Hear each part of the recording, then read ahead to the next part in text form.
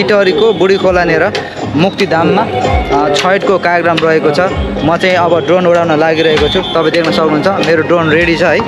यहाँ पुरा उयो रेडी बनाएर राखेको छु फ्लाइ गर्नलाई। अब म उडाउन लागिरहेको छु है त ल।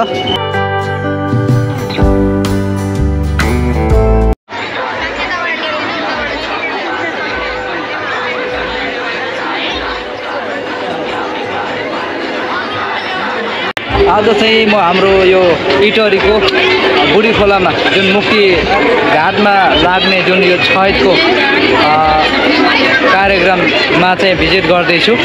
म तपाईँहरू हेर्न सक्नुहुन्छ यो चाहिँ हाम्रो इटहरी सुनसरीको मोरङ र सुनसरीको बिचमा बग्ने बुढी खोलाको छेउमा चाहिँ यो मुक्तिधाम यानि कि यहाँनिर सम्पूर्ण छैठको प्रवाह पर्व मिलाउने कामहरू गर्ने गरिन्छ। भिड चाहिँ एकदमै धेरै छ है आजको कार्यक्रममा। एकदमै भिड छ पहिलाको भन्दा, तपाईँ देख्न सक्नुहुन्छ।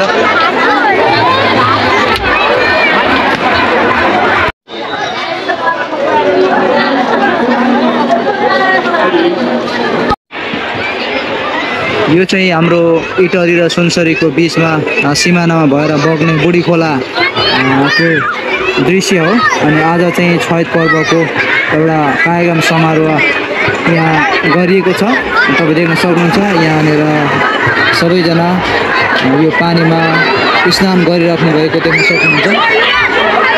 काफी एकदम भिड छ आज।